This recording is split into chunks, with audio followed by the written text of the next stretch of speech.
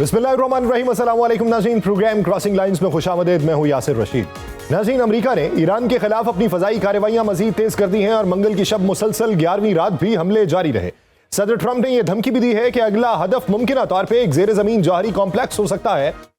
और अमेरिका बहुत जल्द और पूरी शिद्दत के साथ कार्रवाई कर सकता है। लेकिन ईरान ने उनकी इन धमकियों को मुस्तरद करते हुए खबरदार किया कि उसकी जौहरी तंसीबात को निशाना बनाने की किसी भी कोशिश के संगीन और दूररस नताइज बरामद होंगे। इस दौरान कुवैत, बहरीन और उर्दन ने यह दावा किया कि उन्होंने ईरान के ड्रोन और मिसाइल हमलों को कामयाबी से नाकाम बनाया। दूसरी जानिब यमन में हूथी बागियों की बाबुल मंदेब को सऊदी जहाजों के लिए बंद करने की धमकी के बाद सऊदी अरब से चीन और भारत जाने वाले कम से कम 2 ऑयल टैंकर ने अपना रास्ता तब्दील करके वापस लौटने का फैसला किया, जिससे आलमी तेल की तरसील के लिए खतरात मजीद बढ़ चुके हैं। माहिरीन के मुताबिक अगर यह सिलसिला जारी रहा तो न सिर्फ तवानाई की आलमी मंडियां शदीद दबाव का शिकार होंगी, बल्कि बहरी तजारत के बड़े रास्ते भी गैर महफूज हो सकते हैं। अमरीकी वजीर खारजा मार्को रूबियो ने भी खबरदार किया है कि अगर किसी मुल्क को बैनुल-अक़वामी आबी गुजरगाहों पर कंट्रोल कायम करने की इजाजत मिल गई तो यह खतरनाक नजीर बन जाएगी, जिसके असरात दुनिया के दीगर खित्तों तक भी पहुंच सकते हैं। उन्होंने इसके साथ ही इंदिया भी दिया कि अमेरिका अब भी मुज़ाकरात के लिए तैयार है,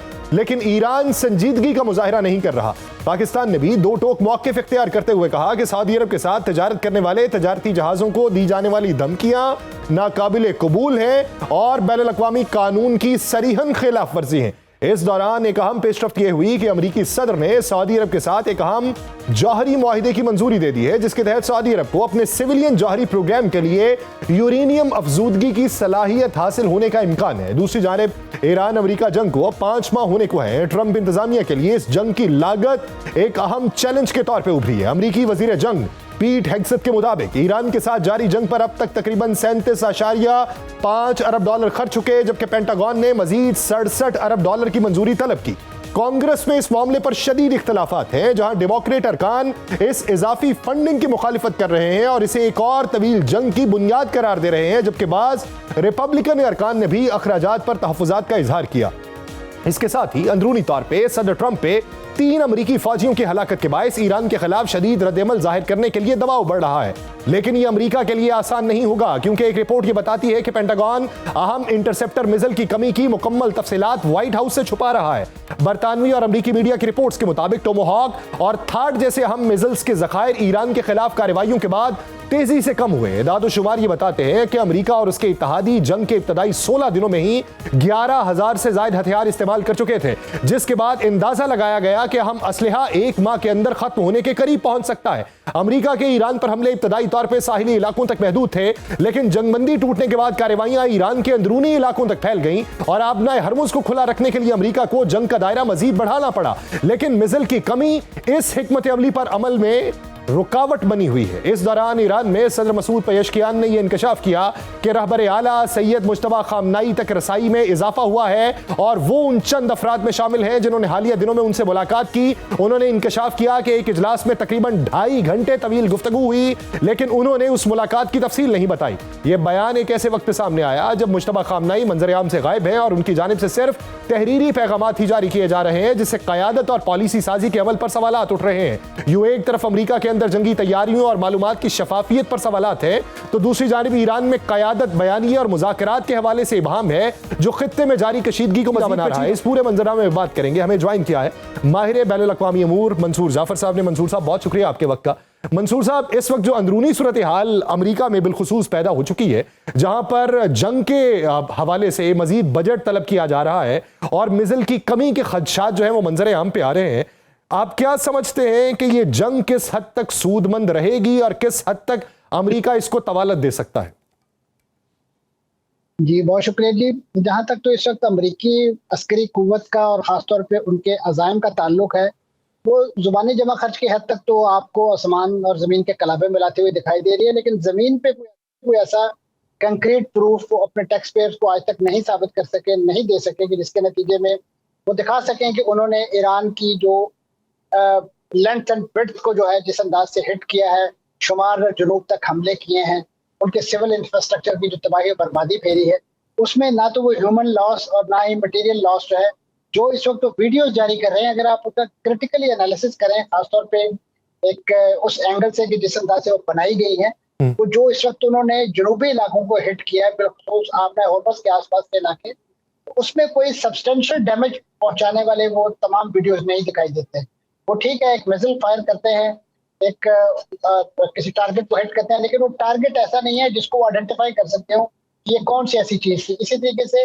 जिन हलाकतों की वो जानी नुकसान की बात कर रहे हैं, उसकी भी किसी इंडिपेंडेंट जराए से कंफर्मेशन नहीं हो पा रही। यही वो चीजें हैं कि जिसकी वजह से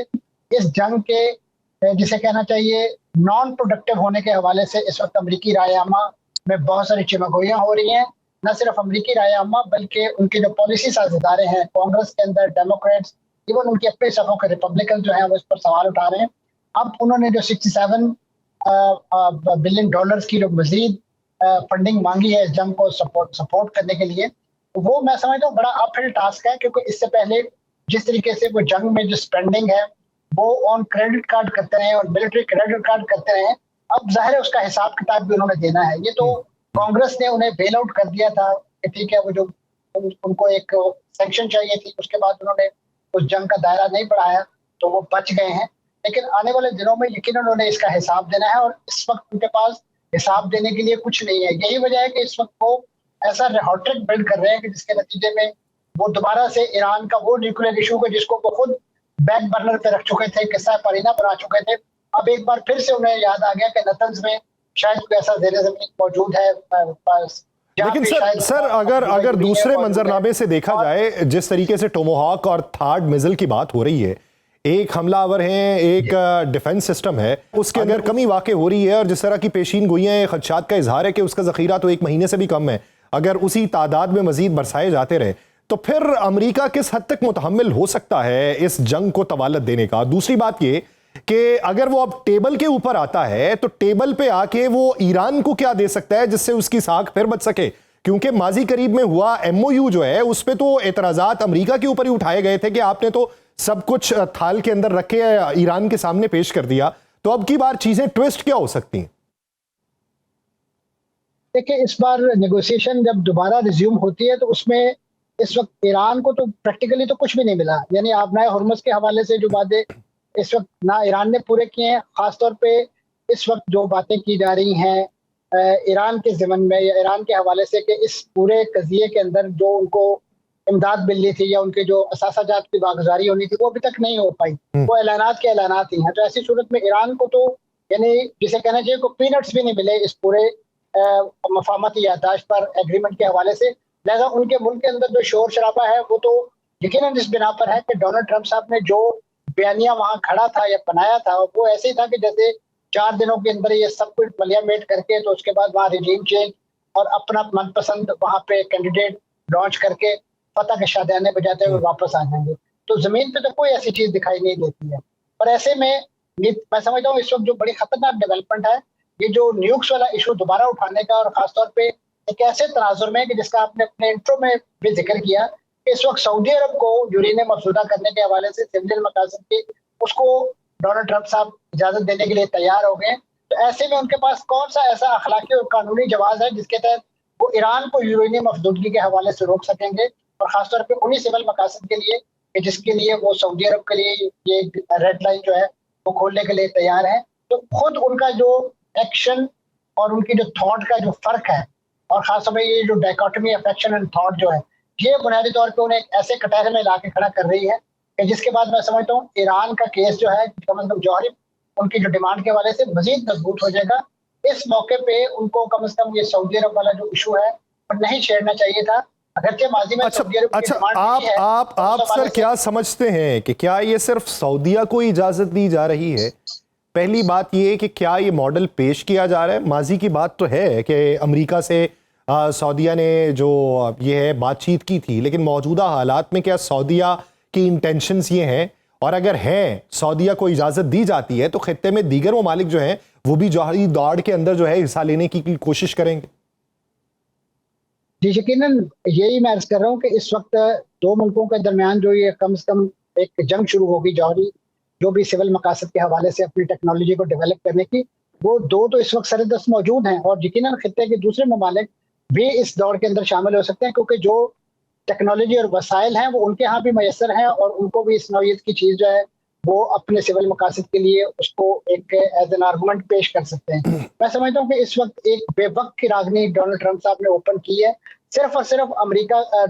इस वक्त सऊदी अरब की खुशनुदी और खासतौर पे उनके पेट्रो डॉलर को मजीद उनकी जेब से निकालने के लिए उनको एक ऐसा लॉलीपॉप दिया गया है। माजी में इसी तरीके से उनकी जो मिसाइल टेक्नोलॉजी डेवलपमेंट की सलाहियत थी उसको भी इन्हीं अमेरिकी पाबंदियों, इन्हीं जकड़बंदियों की वजह से आज तक जमीन पर मटेरियलाइज नहीं होने दिया गया। इस वक्त तो उन्हें दिखाई दे रहा है कि इस पूरे खित्ते का बीइंग एक बड़ा जीसीसी कंट्री और खासतौर पर जिसके स्टेक्स इस खित्ते में सबसे ज्यादा हैं,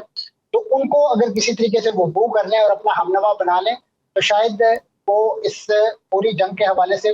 अरब ममालिक को साथ मिला के पांसा पलट सकते हैं। लेकिन मैं समझता हूँ कि उनके हाथ से गेम जो है वो निकल चुकी है। उन्होंने ये जो न्यूक्स का जो सोया हुआ शेर है वो दोबारा से जगा लिया है और उसके बाद ईरान को एक ऐसा अखलाकी और कानूनी जवाब मैसर आ गया कि जिसमें वो एक बार फिर कमेटी ऑफ नेशन में और खासतौर पर इसी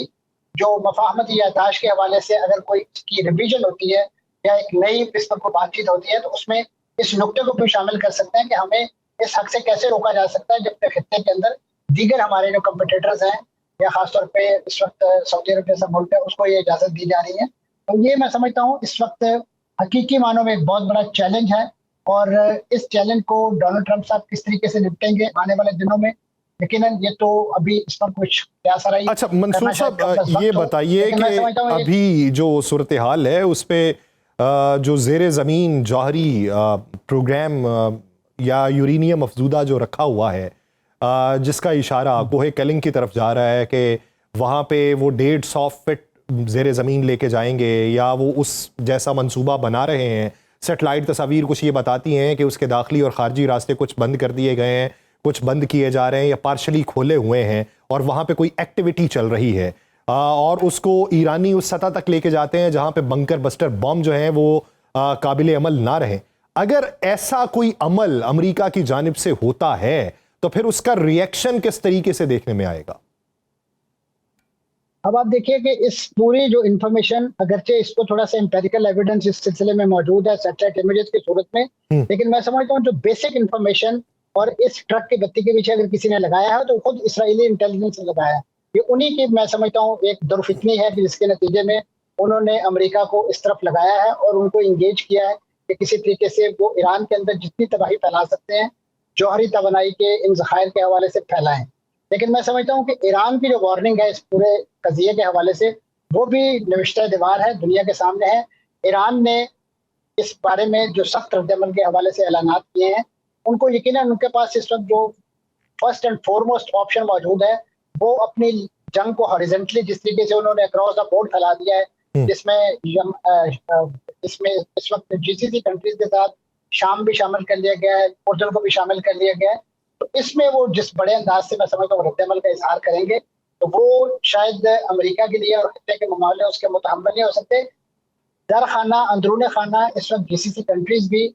अमेरिका को इस बात पर कायल और मायल करने की कोशिश कर रहे हैं कि ईरान के हवाले से जो उनके अज़ाइम हैं उसको वो इस नहज पर उस्तवार ना करें कि उसका जो इमीडिएट रद्दअमल इन मुल्कों पर इतनी बड़ी मिकदार में और इतने बड़े वॉल्यूम के साथ आए कि जिसके लिए उन्हें अपने सिविल इंफ्रास्ट्रक्चर को प्रोटेक्ट करना मुहाल हो जाए। क्योंकि इस वक्त जिन 3-4 मुल्कों का नाम आपने अपनी रिपोर्ट में लिया है वो तमाम का तमाम अपने जो